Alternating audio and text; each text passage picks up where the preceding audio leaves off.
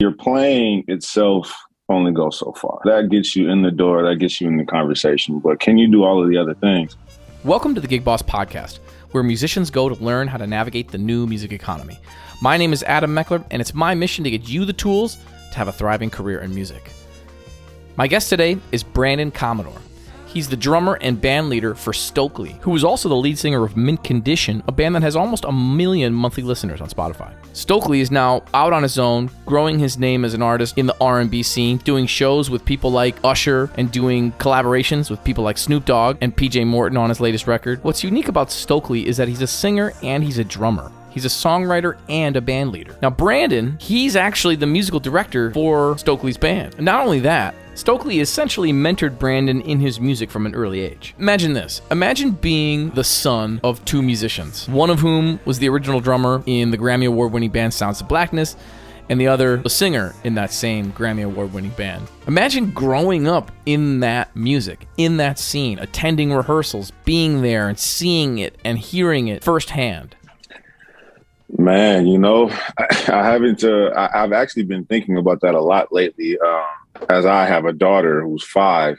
Yep. And our experiences are vastly different. How my sister and I were always in my parents' rehearsals or they were having rehearsals at the house or whatever the case. We were always involved in their stuff, whether it be rehearsals or performances. We would be there somewhere nearby. Yeah. And my daughter is just now starting to experience some of that. She's been to shows before. She's been to a couple of rehearsals, but just not to the frequency that my sister and I grew up experiencing. So I think about that a lot, actually. And so for me, man, I don't really know another way. Yeah. So it was kind of the norm to me. Like, we had to go to rehearsals, and we were friends with other kids who had performing parents as well. So they knew that life as well. So it just kind of seemed like the norm. So who are like being... Oh, sorry. I was just going to say, who are some of the other kids that were in that circle? Like, are you still making music with any of them? Like Ian Young, who's was Jay Young, phenomenal bass player. So yeah, I grew up spending a lot of time with Ian, and other people like, whose kids grew up around the Sounds of Blackness and things like that. So yeah. Right. Yeah, a lot of people still active. A lot of people just continuing to carry on what they've been handed to them. So growing up, you grew up around the music. You're in the music. You end up going to music school. I think you transferred, but you ended up going to McNally Smith, right? Yeah. I went to McNally as it was still music tech. I started out my first semester as a freshman in college. I was at Concordia University, but I knew it just wasn't going to give me the instruction in music that I was looking for, and I wasn't interested in my world communications course or any of that other stuff. So right. I got on with with Gordy and to see what was possible, and in a couple of weeks I was starting at McNally. By January of my freshman year, I was there. So did you learn anything in particular there that about like musicianship or industry that was lasting, that really stuck with you? A lot of that came from before school with my parents. But what I will say about my time at Music Tech, or McNally as it's known, there was class we had that was called Contemporary Literature, where we had to learn songs, and it had to be in a different genre every week. Cool. And we would have time. Each instrument would have time to kind of work out the tune and, read the chart and learn the song or whatnot. And you had time to prepare and then come back and you had to perform it with a group of your peers in front of the teachers. Wow. And so, like I said, every week it was a different genre. And that to me is what kind of spoke to me as a musician, because I would practice that way growing up, kind of shaped me, and it helped me move on to, one of my first gigs as a professional musician was working with the R Factor band. And that band, on my first day, they gave me a book of charts with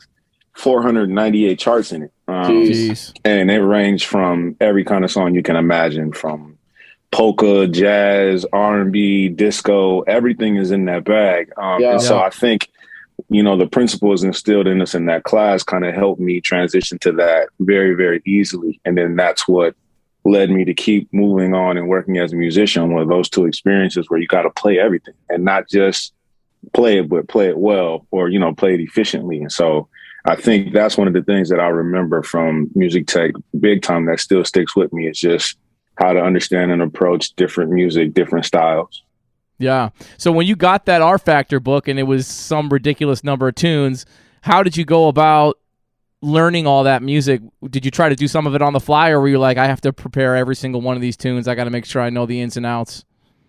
Man, even in my young and crazy days, I would never try to learn 500 songs verbatim. I mean, there's just no way. Back in that time, I would bank on that. Like, I can remember songs. That's one thing that saved me in my whole career is I can learn songs quickly and retain them. However, I did not try to learn all 500. There was kind of like maybe 40 tunes that you knew kind of were going to be in the rotation. And after the first, couple gigs or so, I kind of knew what I needed to do. And for me, it was really just reading the charts, man, like getting sharp on that. Like I can read, but at that time, sight reading, on the fly was not my strong suit. Now, during all this time of Brandon's development, he was also being groomed by Stokely. Stokely would come by and hang and play with him when he was in college and kind of mentor him along the way. Because of my parents, obviously, their affiliation with Sounds of Blackness and everything that was going on in that camp, they were a part of the same label at the time, Sounds and Mint, and another group named Low Key. And so we would get like their press releases all the time. They would send, I don't know if you remember when CDs would come and you'd get the single on a CD. Yeah. And so these singles would come to the house and it'd have like 17 remixes on it. Like it'd be crazy. So that's how I first started to find out about Mint Condition. And I remember being at a Juneteenth celebration and Stoke happened to be there and my father introduced me. And this is very young. Yeah. But it was about high school when I was graduating. Some of the guys in Mint were starting Afro-Cuban jazz band called Johto, and that Stoke was playing drums in. And so they were just getting that off the ground. And my parents actually booked them to perform at me and a friend of mine's graduation party. And so from there, that's when I first got to like sit in with those guys and the relationships really started there. So shortly after that, we would keep in touch and he'd check in on me from time to time. And yeah, he definitely started pulling up at Music Tech with me and Eric Ballard. And there was another guy named Steven Jokes was hanging around there. And then I don't know if Ryan Bynum was around some of that time too. Yep. Yeah, so there was a lot of guys, and yeah, every now and then, man, stuff would come pull up, and we'd pull up into the one of the rehearsals, into the practice rooms that had two kids, and go at it. That's so cool. And now you're touring with him. I mean, that just seems like he put some investment in you, and now is reaping those benefits. I mean, with you as his touring drummer, I think that's such a cool thing.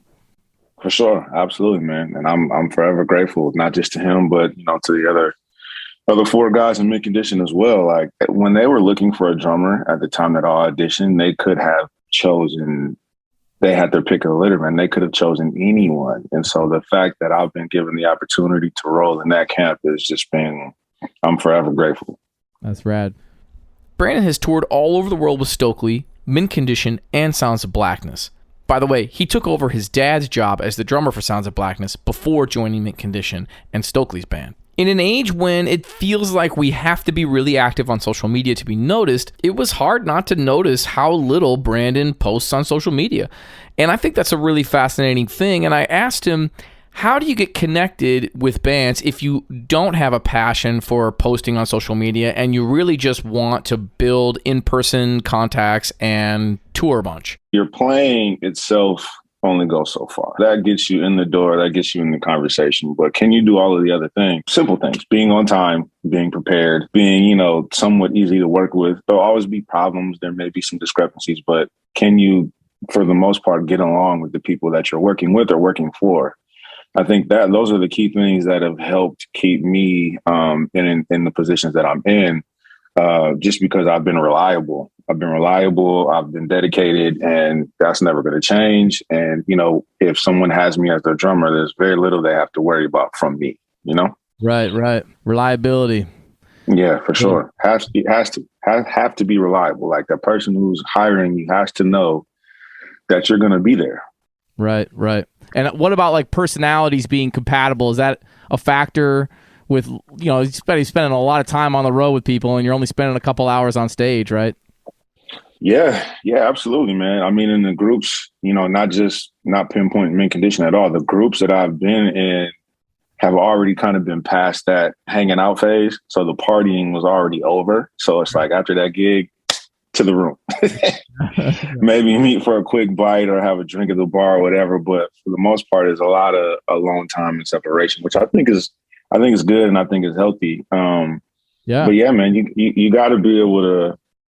You have to be able to understand that, you know, you're not the only one here. So everyone here is going through something, whether it's the same experience you're having or not. We're all going to deal with something. So when you're on stage, you just got to do your job to leave it off stage. And then when you're off stage, you got to do your best to, you know, just manage yourself like a responsible adult.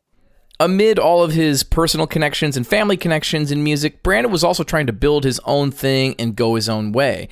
He and his friends teamed up and they created a studio, and their idea for the studio was to play live music to help them support paying for the studio. This is a model that I had never really heard before, and it was interesting to hear Brandon talk about it. My good friends, David Billingsley and our buddy Beef, who was a rapper and a producer. I had been working with those two guys very closely in music production and recording. And we had, you know, we converted this old office space into our recording studio. And so we were trying to figure out how can we find ways to not have to rely on people booking the studio to keep being able to finance the studio. Yeah. So we had this idea of just, you know, doing some shows and putting that money back into the studio. So, you know, we started like putting a small band together and then hiring singers who are already established or already known somewhat around the city and just performing covers. And so we did that a couple times at Bunkers. I just shot my shot. I sent an email. I didn't have any relationship with them other than the fact that I had already been subbing with the combo from time to time. Okay. And so I sent that email like, hey, I'm Brandon. I play with this, and I'm just wondering if I can have a night. And they gave us a couple of weekends.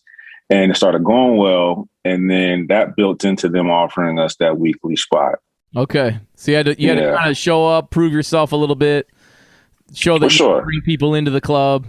For sure. I don't think I had any idea of what it was going to become because at the time I just, you know, Mint was going strong, and I just didn't have any reason to say, let's start a band. You know, that just hadn't been on my mind in that way, especially going back to like only doing covers.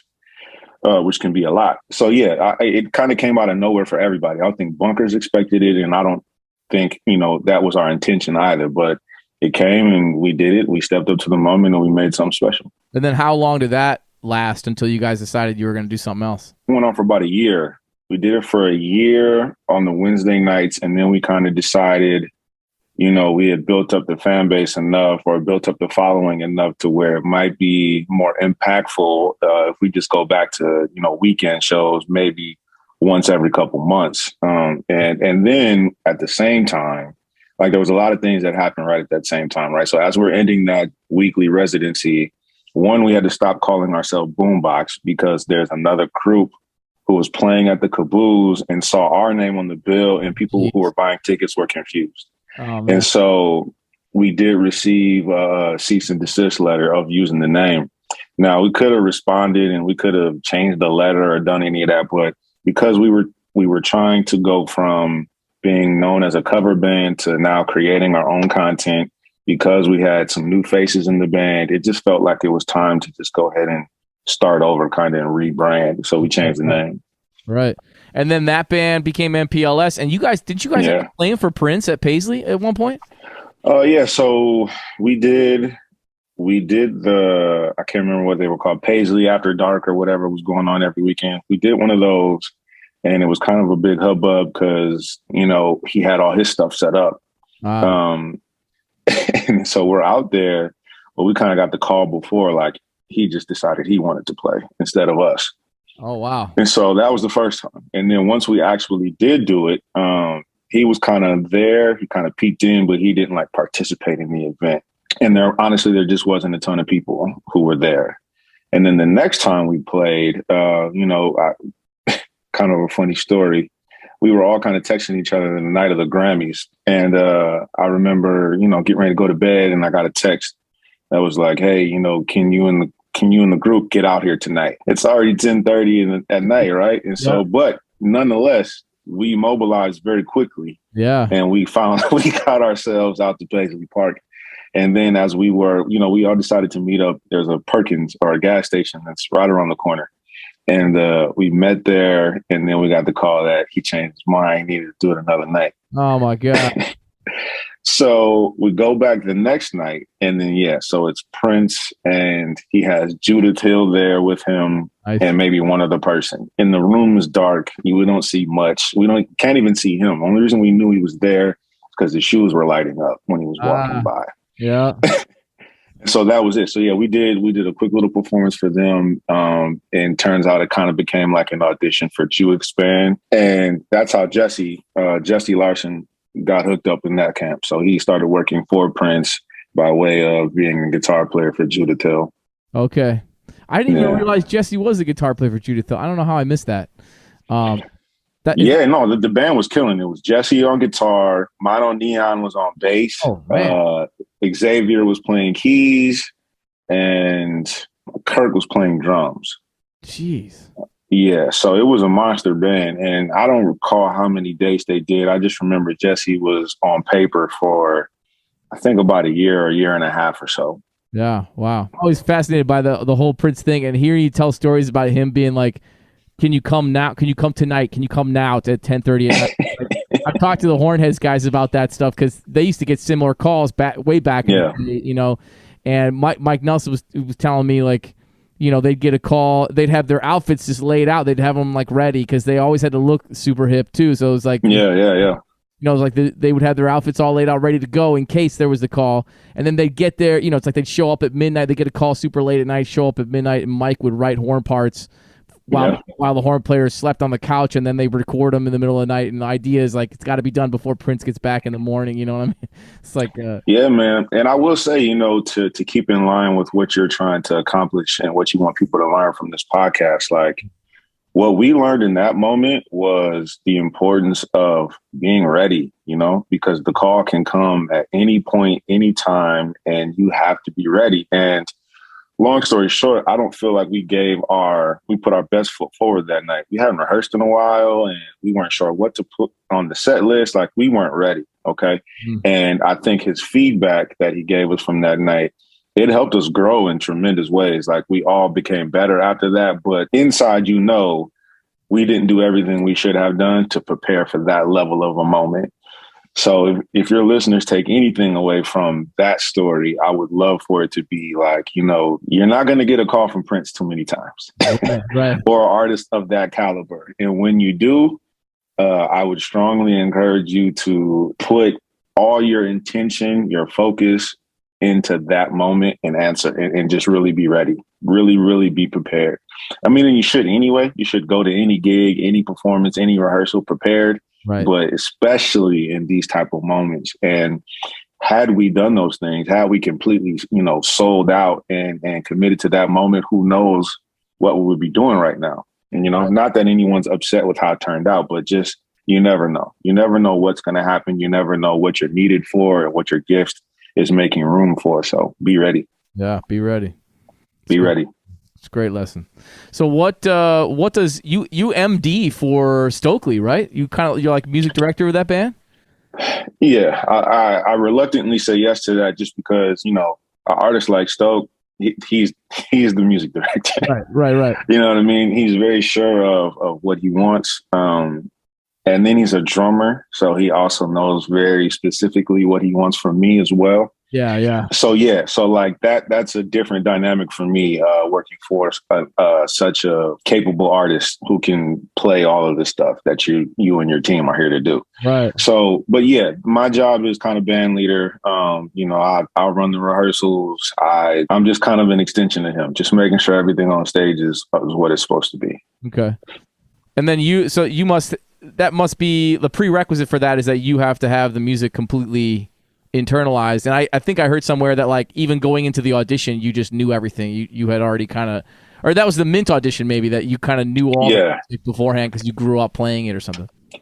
Yeah, I definitely feel like I had an unfair advantage with the Mint situation just because of how much time I spent, playing that music. Like, I saw a clip of a Questlove interview that I saw years ago, and the clip just resurfaced late last night, where he's talking about, the 10,000 hours. Right.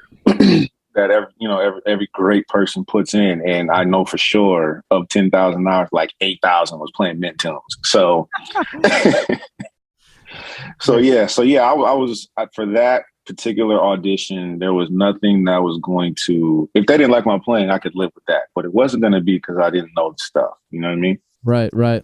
I knew the stuff. Yeah.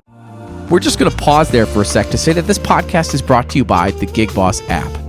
Jana and I created Gig Boss because we were leading our own groups, freelancing in others, touring, teaching private lessons, and doing freelance education work, all while raising our 2 boys. We needed a way to keep track of everything. Create a group, create an event, and start organizing the madness. Gig Boss app is free on iOS and Android. So how integrated is your setup with Stokely and with technology? Are you like also using a laptop? Are you triggering stuff from the laptop? Yes. And like how long did it take you to get comfortable with that stuff? Oh man, that's been a journey. I dabbled with kind of like running loops. I started getting into that probably in the early 2000s. Yeah. With my small little drum machine that I didn't even really know how to hook up correctly. So like I was very inexperienced in that whole area. But what happens is, somewhere in the mint run, our monitor guy was out. So, and he's normally the one pressing play. Yeah. And so he was out and they were like, Brandon, can you do it? And so they put the rig back there with me, and everyone was very happy with the transitions and et cetera, et cetera. And so it kind of stuck from there. And then I started doing it with MPLS as well. I always was running the show from the laptop in the back with me. And so it just kind of grew from there. And so, my preferred DAW has always been Logic. So my natural live application was Mainstage. And I was very, very well versed at Mainstage. And then when Stoke decided he wanted to do his own project, he wanted to try Ableton. Yeah. And I knew very little, close to nothing about Ableton. Mm-hmm. So that's been a huge learning curve for me. But I feel like I'm in a good spot right now. I actually just finished some more programming last night. So yeah, man, it's been a wild ride, but Ableton is an amazing piece of equipment that I use for everything now. So it's fire in the tracks. I use it I don't even use sounds out of my SPD anymore. It's all coming from Ableton. I just kind of use the SPD as a MIDI controller now. So I'm using Ableton for a lot of things. That's cool. I keep hearing, it's like, that's what I hear from everybody. It's like, you got to be using Ableton. You got to be using it, and I haven't learned it yet. It seems like a mountain that I got to climb. And maybe if I just did it, it would be, I'd get it over with. I use Logic and I use Pro Tools a lot. Yeah. I originally learned how to edit on Pro Tools. And so that's where I'm most comfortable. But right. It's like, I know that these other things are better and can be used in a lot more circumstances. So it's like, man, I got to get on my Ableton game. Well, man, for me, honestly, it's really just about do what you can do well, and if I didn't have time to really learn Ableton, I would still be on Mainstage just because of like when it comes to having to run the tracks and be drummer, I want to have to do as little as possible in between the two of them. Right. And so I'm with Ableton in the beginning, I was always having to press buttons. During the song, after the song ended, I would start, stop, do all this other stuff. I wasn't great on the automation piece yet, or any of the MIDI cues that I now know how to use. And so it was very laboring for me. And I just was like, well, until I get it where I need to, I'm just going to keep using Mainstage because that's what I know the best. And that's how I can be the most efficient. So I would strongly suggest for anyone, just do what you know when you're in these situations where you're on a high profile gig or a high performance gig, like, go with what you know, go with the equipment and the tools that will help you do the job in the most efficient manner. Don't worry about the latest and the greatest. Don't worry about what's, cool on Instagram or what everybody else is using. Use what you know how to use well, for real. Yeah, that's a good lesson, man. I think it's easy to go like, it always kind of grass is greener, right? There's that element of social media too of always seeing all these people doing all these different things. Like I should be doing that. I should be making those kinds of videos. I should be, it's like you can get wrapped up in that. For sure. Which is maybe a downward spiral.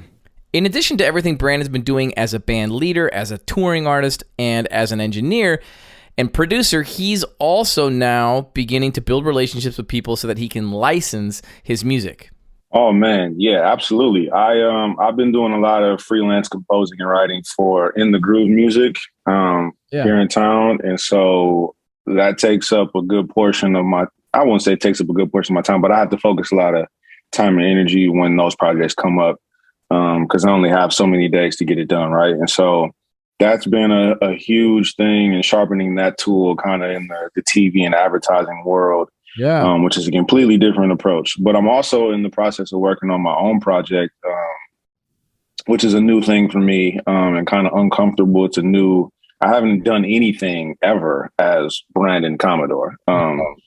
So I'm looking forward to that. And I'm just trying to get through this busy summer coming up here. It's kind of a juggling game between In the Groove and obviously my Stokely requirements. And then I've also been touring with New Power Generation.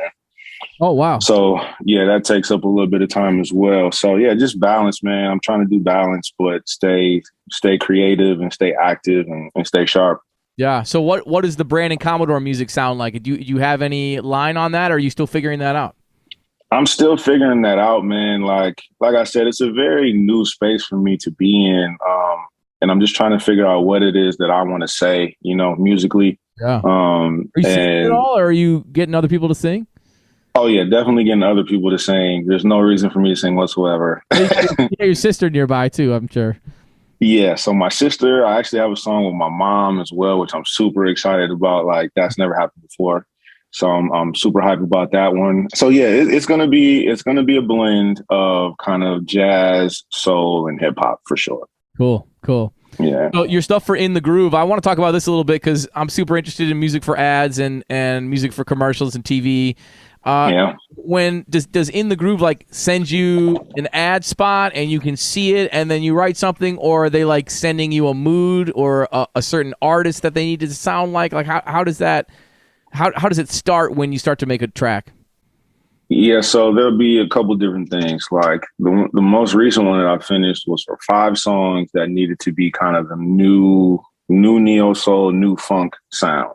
And that was literally the only direction I was given. They gave me a couple of reference songs, but that was the least descriptive project that I've been given. In other cases, I'll get like, a great couple paragraphs on what the mood is supposed to feel like, the type of instrumentation, what it's for, who it's for, what the purpose is, and things like that. So that's super helpful. But it can kind of, it can go either way. So like, I do like the parameters. I like getting the as much detail as possible. But I also, on this last project, dug the idea of digging in and figuring it out as well. Yeah. So unfortunately, I haven't been able to like create along with visual, but I have got visual references before. But usually I'll get some sort of reference, whether it's a YouTube video or just a song or whatever. I'll get some references. Yeah. So I talked to an ad agency creative who chooses music for ads, and she was saying that like, now it was really interesting what she said about how she chooses music, but she was saying now like they're using 15 seconds max almost. So like how long are these tracks that you're making? Because everything's, now that all the ads are for short, it's all short form content. Making minute long tracks, you making 30-second long tracks, or are you making full, 2.5 minutes? Yeah, the ask of me is usually 2 to 2.5 minutes. And then their team goes in and they'll rework all the shorter versions. So there'll be a 30-second version, there'll be a 60-second version, there'll be a version without drums, there'll be a version without the bass line, there'll be a version just vocals, but They do all of that. Okay. They do all of that. Cool. And do you work with anyone other than In the Groove, or is that exclusive with them and you can't use those tracks elsewhere? So what I give them is theirs. I get my writer share, obviously, but the music is now theirs. And I'm not exclusive per se.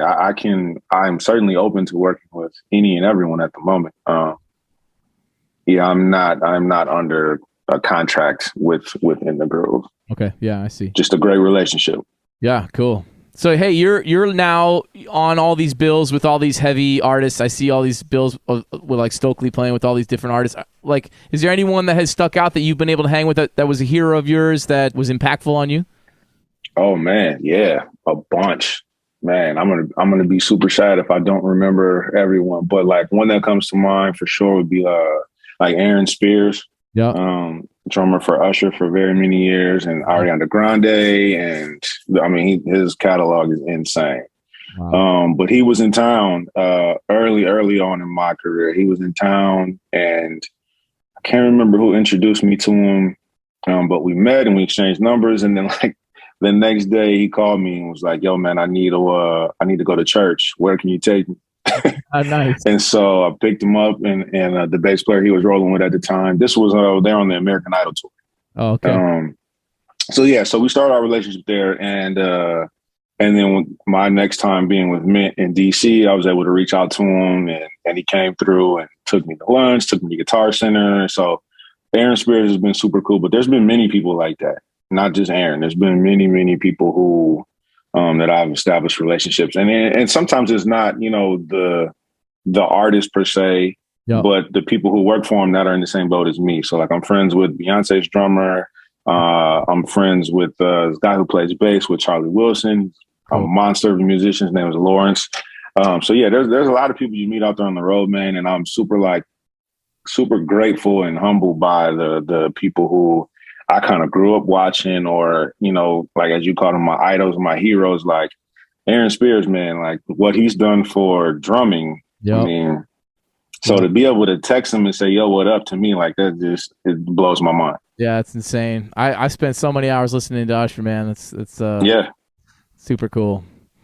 Well, cool, man. This is great. I'm curious if you have any particular advice for young musicians that are coming up. You've said so many great things already. If for somebody that's trying to make it in the industry, is there one or two things that you can impart from your experience? One thing that I would love for everybody, man, is to just get comfortable with what it is you do, right? Like, it's okay to have a thing and it be your own and it be authentic to you. Once you figure that out, like stick with that, develop that, harness that, and turn it into whatever you want to turn it into. Being a producer, and I've also done like some consulting for recording artists and things like that who are trying to get their project started or whatever. It's like one thing that I try to tell everybody is, you have to know what you're out to do. You have to have some sort of intention or purpose or a plan, right? Yeah. And so don't just be like putting out music with no plan after it if your intentions are to be a bona fide artist, right? Don't be putting up all of these clips online, like something. Let me stay focused. My point is to say, like, do whatever it is your thing is and be okay with that. Like, so run your own race. If you're a coffee shop singer, then book your coffee shop tour. Don't get wrapped up in trying to play Ice House or whatever else, around town. Like, do what suits you, do what suits your talent, do what suits your creativity. Don't try to change to be something else. Yeah. That's a huge thing to me. Wow, that's a great lesson. I've been reading this book, Atomic Habits by James Clear, and he talks about, like at the end, he talks about how, like, if you try to do what everyone else does, then there's this massive pool, and you don't have to necessarily be the most talented genetically, right? It's like, it's about finding your own space and whittling down the competition by being more yourself. Yeah, absolutely. Really, man. I found that I just heard that yesterday, and I was been listening to the audiobook. It's a great book. I mean, and I can speak to that, man. I can personally speak to that. I can say that, for me, my gigs are not about how great of a drummer I am. People who know me know I don't even think I'm that dope on drums. Yeah. I can do the job, I know how to play the drums, but I don't think I'm just like oozing this natural talent that you see some of these other people, on YouTube and Instagram. Like there's phenomenal drummers all over the world. So even if I was insanely good, like that doesn't get you but oh so far. You know what I mean? And that's a lesson in and of itself, right? It's more about serving the song, playing the song, being able to play it, right? And serving the gig, you know what I mean? Like, unfortunately, like I've been with some musicians who have gotten some big opportunities, and in one situation, they didn't do their homework. They didn't research the artist they were working for, and they didn't know the tunes. Yeah. You know what I mean? Like, and I'm not talking about the set list. I'm talking about other songs that this artist has performed before or has written before. You got to know that stuff. You got to know the catalog, right? If you're on a high profile gig, especially, you must know the catalog, whether it's in your current set list or not. Or, so there are things that you can do that kind of take away from how well you play, and you will find yourself at home. Right. Well, man, that's great. I think that's a great lesson, and I think it's a great place for us to stop. We don't have to keep going. Word up, man. Taking the time to talk with me, and this is really enlightening. Sweet. Yeah, man. Man, thanks so much for having me, Adam. Yeah, appreciate it. Thank you so much for listening. If you're listening on YouTube, please hit like and please hit subscribe. If you're on Apple Podcasts, leave a 5-star review. And actually, if you can type out a little review, that would be super awesome. That helps me out. It helps us grow this thing. You can also now join our Facebook group, Gig Boss Podcast, where you'll hear from me directly, and we'll do some debriefs of episodes where I'm just talking about what I learned and what I experienced having these great conversations with these amazing artists. Click the link in the description to join the Facebook group. Thanks for listening.